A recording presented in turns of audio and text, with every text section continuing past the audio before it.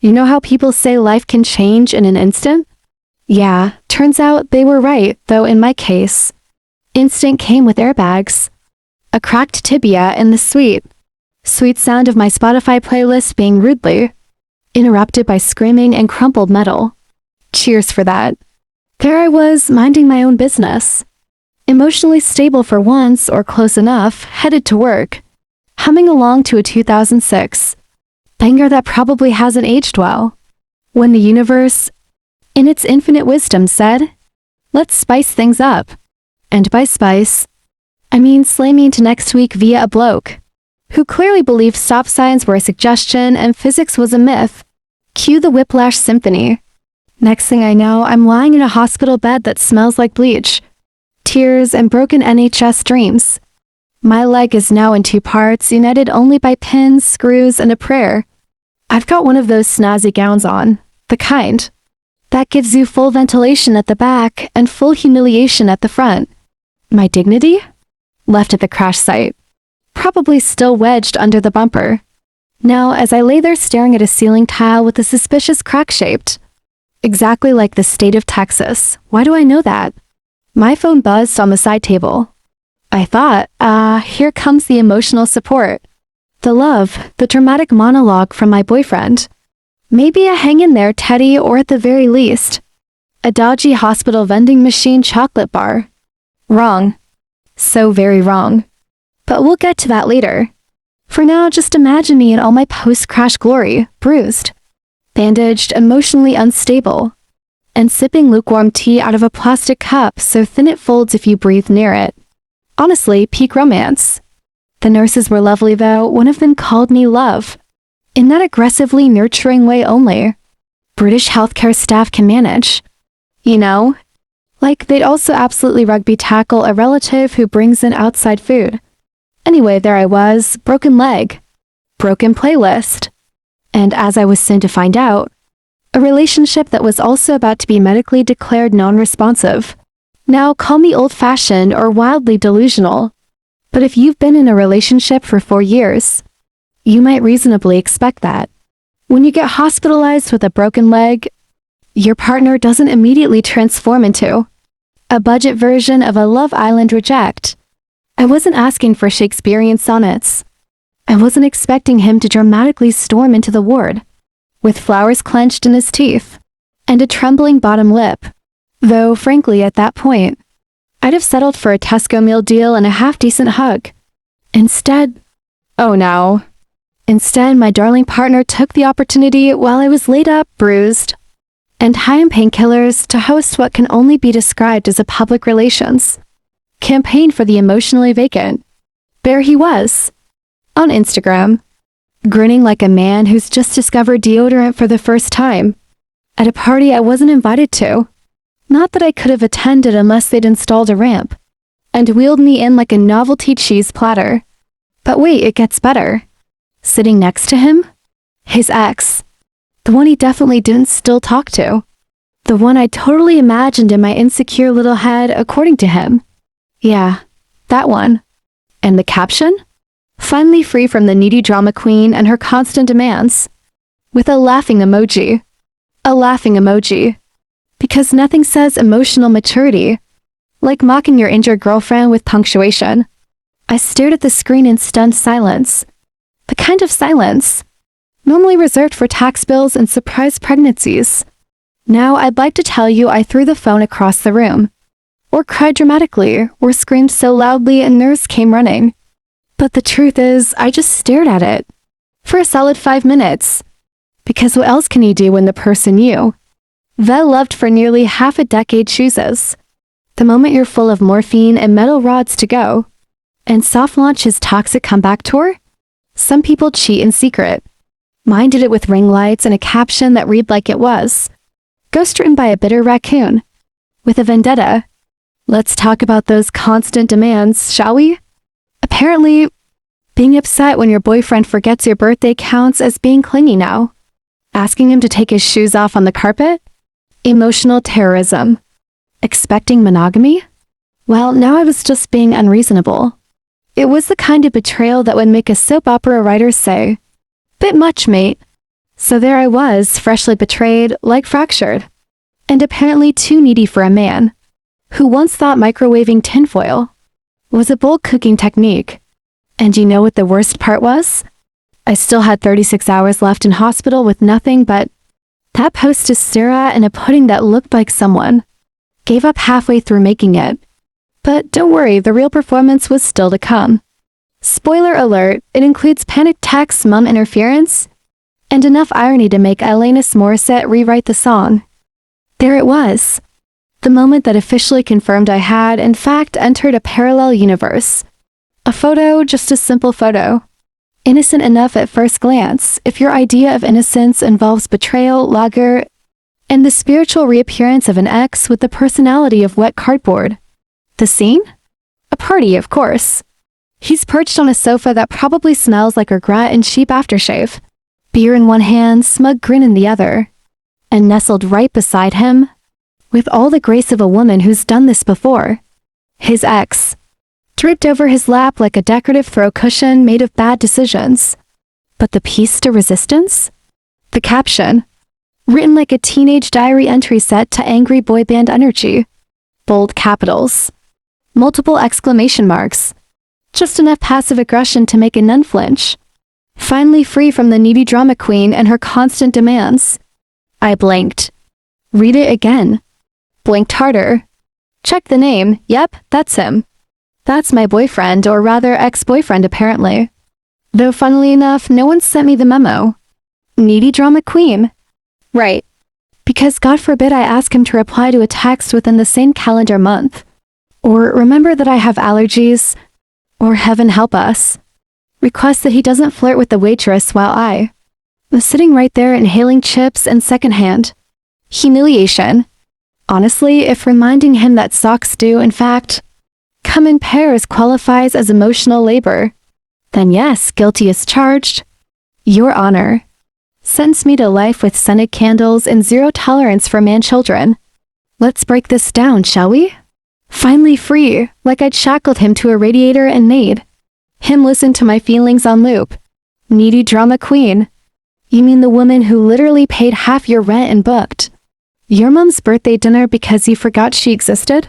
Constant demands. Oh, you mean asking you to please stop using 2-in-1 shampoo and moral reasoning? I didn't scream. I didn't cry. I didn't even throw my hospital-issued jelly at the wall, though the urge was there. Trust me.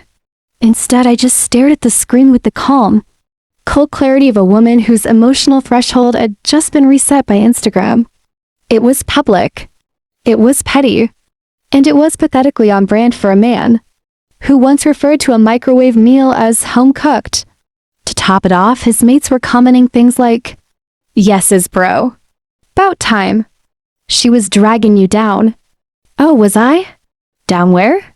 To responsibility? To decent hygiene? To not having your mom sort out your dentist appointments? I didn't reply. I didn't even like the post out of irony, though I considered it. What I did do, however, was screenshot the whole mess because when your life turns into a tabloid headline, you archive it. For evidence. For therapy. For petty purposes. And somewhere deep in the distance, I heard the crackling sound of every future apology he'd ever try to make spontaneously, combusting in the flames of his own idiocy. Right, so there I was, emotionally decapitated by a man who thinks boundaries is a type of exotic cheese, staring at the caption equivalent of a flying elbow to the heart. And what did I do? Nothing. NOTA thing. No all caps quote tweets. No sad girl subtweets. Not even a reaction emoji. Just silence. The kind of silence that makes grown men nervous and exes spiral into existential dread at 2:37 a.m. Now I'd love to say, I was being the bigger person, rising above it all with the grace of a self-actualized Buddhist monk. But really, I just couldn't be arsed to deal with the fallout. Also, my phone was on 4% and I was emotionally dehydrated. Not to mention, I'd just been stabbed in the leg by a physiotherapist, who called it gentle mobility. So no, Corinne, I didn't have it in me to pen a dramatic monologue under his post like I was auditioning for EastEnders. Instead, I weaponized the most powerful force known to emotionally chaotic women everywhere. The unnerving quiet. First move, untag myself. With the precision of a spy disarming a bomb. Click, click, done. Suddenly, I disappeared from his profile. Faster than his sense of commitment on Valentine's Day. Second move, changed my WhatsApp profile picture from a smiling couple selfie to a black and white quote that said something vague and mildly threatening like, "Growth is painful. Change is painful. But nothing is as painful as staying somewhere you're not wanted." Yes, it was over the top. Yes, I found it on Pinterest. No, I do not regret it. Third move. Absolutely no move. I did nothing else. No angry texts. No calling his mates sheep. No vague story posts about some people showing their true colors. I didn't even text his mom to say congrats on raising a walking red flag in trainers. And let me tell you, that silence? It was deafening. Because people like him, they thrive on drama. They want the blow up, the reaction, the messy tears they can screenshot and send to the ex-girlfriend they allegedly accidentally bumped into at a party. He wanted to know I saw it. He wanted the emotional chaos. Instead, he got nothing but the cool, chilling vacuum of a woman. Too tired to fight but petty. Enough to disappear strategically. Meanwhile, in the group chat with my friends? Oh, we were feral. Screenshots flying, insults crafted like artisan bread, and suggestions that range from post a thirst trap to change his Netflix password. Mid-episode? But publicly? Radio silence. I was an ice queen with a cracked iPhone and a deep emotional vendetta. And the cherry on this emotionally devastating Sunday? I watched him spiral. First, he removed the caption. Then he changed it to something truly pathetic like new beginnings. Then came the text. Then the calls. And finally, his mother. But we'll get to know earlier. Why am I always the one who ends up emotionally limping? The morning after his little Instagram masterpiece, you know, the one where he publicly yeeted our 4-year relationship into the bin, with the grace of a toddler throwing spaghetti. I woke up to a sight more terrifying than any hospital food. 47 notifications. 47. Text. Calls. Voice notes. Missed FaceTimes. One accidental reaction to my story with the emoji which, let's be honest, might have been the most offensive thing of all. At first, I thought it was a group chat imploding. Or maybe the NHS finally texting back with a wait time under 6 months. But no, it was him. The man, the myth, the emotionally stunted legend. And oh, the messages. A truly tragic novella of excuses, each more creatively unhinged than the last. I didn't mean it. It wasn't what it looked like. We were just catching up. Everyone was egging me on. It was the beer talking. It was just a joke. I miss you. I made a mistake. The caption was meant ironically. The moon was in retrograde. Honestly, if he'd put this much effort into our anniversary plans, we might have lasted another 6 months. And then the piece de resistance, a message from his mom. Yes, his mother. Sweetheart, don't make any rash decisions. He's young. Oh, is he? I must have missed the memo where 26 became the new 12. Also, I'm sorry, but if he's young is the defense. Anne Boleyn was young too, and we all remember how that ended. Spoiler, badly. For her neck. I could practically hear the chaos through my phone. Him pacing in his man cave, hair disheveled. Probably still wearing the hoodie I bought him. Now marinated in anxiety and Lynx Africa. Mum in the background dramatically clutching a teacup like she's in an ITV drama. Whispering, "What have you done? You idiot?" He sent one message that just said, "Can we please talk?" Which is funny because when I wanted to talk about feelings, the house nearly caught fire from how fast he disappeared. But now that he's single and panicking, oh, suddenly he's ready for deep emotional chats and couples therapy via text. And do you know what I did? Nothing. I read the messages, put my phone down, turned on Bake Off, reruns and ate an obscene amount of grapes straight from the bag like some wounded Victorian heroine in leggings. Because here's the thing. Once someone's blasted you as a needy drama queen. In 108 OP, while dry humping their ex on a beige sofa. The ship hasn't just sailed, it's sunk, been looted by sea rats. And now rests at the bottom of the ocean next to the last scraps of my patience. Let them spiral. Let him stew. Let his mother light a candle and pray to the ghost of emotional maturity. I was busy healing. Both my leg and my standards. And no, Karen, I will not be reconsidering. This isn't a Tesco return. This is my actual life. Funny, isn't it? 1 minute you're the clingy, over-emotional girlfriend, who had the audacity to ask him to text when he got home safely. The next, you're the ethereal goddess floating above the drama. Legs broken but standards intact. While he's crying into his pillow, like he's the one who got publicly dumped. Mid-car accident. Let's get one thing straight. I didn't block him. I didn't unleash some keyboard war in the comments section. I didn't even post a passive-aggressive quote with a black and white photo of a woman looking out to sea. No. I simply stopped replying. And that, apparently, was enough to set the entire emotional infrastructure of my ex's world on fire. It's wild how powerful silence becomes when you finally stop setting yourself on fire to keep someone else warm.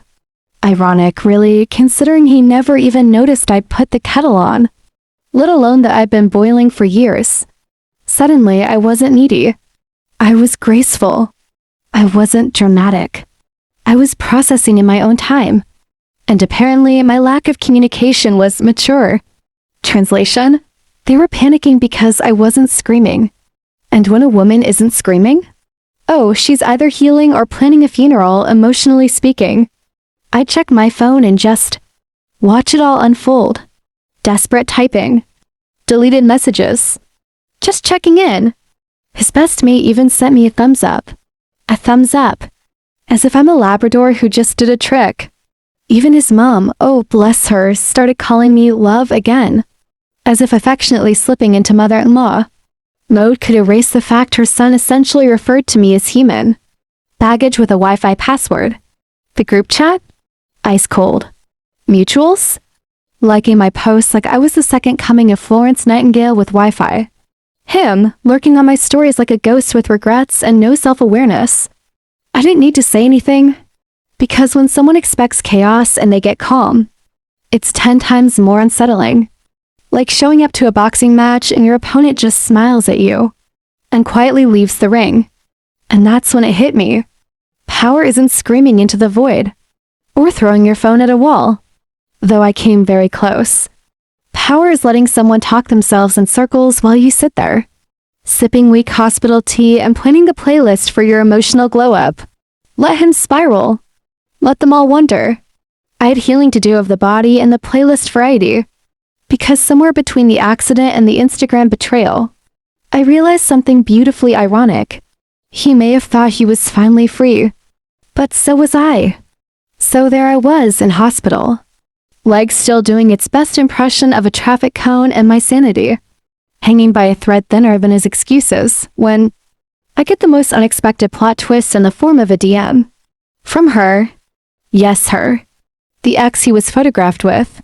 The ex who'd mysteriously reappeared just in time to attend whatever Poundland Gatsby-themed house party he'd chosen to publicly mourn our relationship at. She slid into my inbox like a tipsy bridesmaid at the reception. Faux concern. Over-applied sincerity and a digital shrug in message form. I didn't know you were still together. He said you were just roommates LO. Right. Roommates. Because nothing screams just flatmates like 4 years of shared holidays, joint Amazon Prime accounts, and me explaining to his non for the 12th time that yes, we're still together and no, I don't want his old Xbox. Now, let's break this down, shall we? Firstly, MAAM, if you have to slide in with, I didn't know. It's already giving, I absolutely did but want plausible deniability, in case this turns into a group chat bloodbath. Secondly, just roommates is a bold thing to say about someone who's done your laundry, planned your birthdays, and held your hair when you were sick from your own tequila decisions. If that's roommate energy, I expect a rent reduction and a chore wheel. Also, and I say this with all the pettiness, I can muster while still legally being the bigger person. The fact that she added LO at the end? Chef's kiss. There's nothing like giggling through emotional sabotage to really round out the psychological profile. But sure, congrats on the boomerang. Hope he spins better the second time. Spoiler, he won't. He can't even spin the laundry without shrinking my jumpers or making a biohazard out of his gym clothes. And here's the tragic bit, she seemed genuine. Or at least, Instagram apology in lowercase genuine. You know the vibe, lowercase letters. Full stops where they don't belong. And enough passive voice to make your GCSE English teacher sob into a red pen. Part of me wanted to reply, no worries, babe. I've also made questionable choices in dim lighting. But alas, I opted for the classier route, leaving her on read. Because while I may have a broken leg, my ability to hold a grudge, while sipping weak tea and watching you both spiral is fully intact. And honestly, it was the first moment I truly felt above it. Not better, not healed, but slightly elevated, like I'd spiritually grown a few inches. Meanwhile, he was still stuck in whatever emotional limbo exists between I'm sorry and I accidentally liked your cousin's bikini pic at 2 a.m. So yes, his ex messaged me. And in doing so, she accidentally confirmed what I'd already begun to suspect. I wasn't the crazy one, just the unlucky one who spent 4 years doing relationship CPR, while he ghostwrote his own sob story. Right, so there I am. Hospital bed, one leg in a cast, the other dangling somewhere between. Numb, and is that pins and needles or the beginning of sainthood? When I get a ping. Not from him, obviously. Pay's too busy gallivanting through his quarter life. Crisis with an ex who still thinks Dream Matt Moose is a personality. No, this time it's his mother. Yes, his mother. The woman who once sided my wine choice but now apparently sees me as her last tether to civilization. I opened the message. 4 paragraphs. 4. I didn't even get that many when I graduated uni. She opens with sweetheart, which is always code for I'm about to emotionally manipulate you, but I'm doing it with lace gloves. The entire text reads like a Victorian letter from a woman trying to save her estate from scandal. Words like forgiveness, commitment, and long-term investment in a relationship were dropped like I was refinancing a mortgage, not recovering from a metaphorical and literal crash. She even threw in a classic. You've always brought out the best in him. To which I actually laughed out loud. Brought out the best, babe. I spent 2 years teaching that man how to use a washing machine without shriveling his own pants into toddler-sized origami. If I'm responsible for his best, then humanity is doomed and I need a refund on my time. Then, and I kid you not, she said she wanted to come visit me. Me. Not him. Not her son who at this point had gone full Houdini, no me. She wanted to bring flowers. And a book she thought I'd like, and possibly I don't know the will to live. Now on one hand, yes, deeply touching, on the other, wildly awkward. It's like being dumped by your boyfriend and then adopted by his mother in the same weak plot twist I did not see coming. I imagined her turning up at the hospital holding my hand like a supportive courtroom. Mom in a murder documentary whispering things like, don't let the jury read Instagram see you cry. And that's when it hit me. I think Shed picked a side. And that side was me? Shed realized in the blinding fluorescent light of my ace suite that I was the upgrade. Not just emotionally, not just intellectually, but spiritually. I was the full meal. He, on the other hand, was still the sad little snack you eat at 2 a.m. and regret by sunrise. Now, don't get me wrong. I wasn't about to braid friendship bracelets with the woman. But something about the irony of her siding with the needy drama queen, her son abandoned in a hospital ward, delicious. So I read her heartfelt plea for forgiveness and long-term vision between sips of hospital orange juice. You know, the kind that tastes like Wateretto and apologies and vitamins. And smiled. Because for once I wasn't the one doing the begging. I wasn't the one trying to stitch the mess together with blind optimism and a passive-aggressive playlist. I was simply lying there. Broken leg, slightly broken heart, and weirdly enough, a sense of power. Because when even his mom knows you're the prize love, you've already won. So there I was. 4 drip in one arm, dignity in the other, barely. Trying to get through another round of hospital. Mashed potatoes that tasted like abandonment and beige lies when in he waltzes. Uninvited. Unannounced. And unfortunately, undeterred. He's holding a wilted bouquet that I'm 93% sure came from a petrol station forecourt. You know, the ones, sad little flowers wrapped in plastic, with just enough life left in them to whisper, "We tried." He's got that face on. That soggy, kicked puppy look men put on when they've really cocked it all up but still think good intentions and brown eyes are legal tender. I asked the nurse, as politely as someone on morphine can, to please raise the back of my bed. Not for comfort. Oh no. For the dramatic elevation. I needed to look down on him properly. Because if I was going to be interrupted during my trauma-induced convalescence, the least I could get was the high ground, both literal and moral. He stood there like a GCE Romeo, nervously adjusting his hoodie, like that might cover the stench of poor decisions and vodka regrets. And then he said it. It was just one night. Just one night. One night. As if I and my entire medical chart should be grateful it wasn't a whole weekend getaway and matching tattoos. I blinked at him slowly. The kind of blink that says, I'm rebooting my entire personality to stop myself from throwing a bedpan. And then, with all the patience of someone who's been ghosted, gaslit, and literally immobilized, I replied, so was the car crash. And that left a lasting impact too. Silence. Pure, heavenly, awkward silence. You could hear the sound of his last shred of dignity being sectioned out by the hospital's air vents. He opened his mouth to say something else. Probably a monologue about how confused he is. Or some half-baked metaphor involving fate, timing, and tequila, but I just sipped my juice box like the emotionally ravaged monarch I had become. Because here's the thing. I wasn't angry anymore. I wasn't sad either. I was simply done. Done with the performative apologies. Done with the tragic love stories written by people who can't spell commitment. Done with men who mistake proximity for love and panic for passion. So no, he didn't get closure. He got an elevated eye roll and a reminder that some mistakes come with medical bills. And honestly, that was generous. So here we are. 10 chaos-fueled acts later, 1 torn ligament, several liters of emotional spillage, and an entire personality shift since I first Googled how to heal from heartbreak without becoming a motivational quote.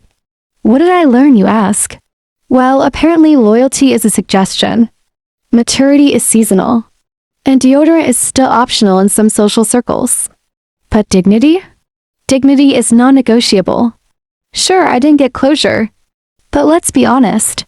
Closure is just a fancy word for the last lie people tell. You so they can sleep better while you cry into your pasta. What I got was clarity. Clarity and a walking boot. Oh, and a suspiciously close relationship with my physio. But that's a story for another chaotic chapter. Let's talk numbers. He lost a girlfriend. I lost 80 kilos of underwhelming. Man-child and his collection of excuses. Masquerading as personality. I'd say I came out ahead, even if I was hobbling for 6 weeks. His mother, bless her conflicted soul, still sends me Christmas cards. Handwritten. With glitter. Which is either a compliment or a very passive-aggressive reminder that she wanted me. As a daughter-in-law, and now she's stuck with a girl who can't spell boundaries. And you know what? That's fine. Because some drama queens wear crowns and mine is made of silent revenge. Unbothered lipstick and titanium screws. I didn't walk away from that mess. I crutched away, slowly, dramatically, and with excellent posture.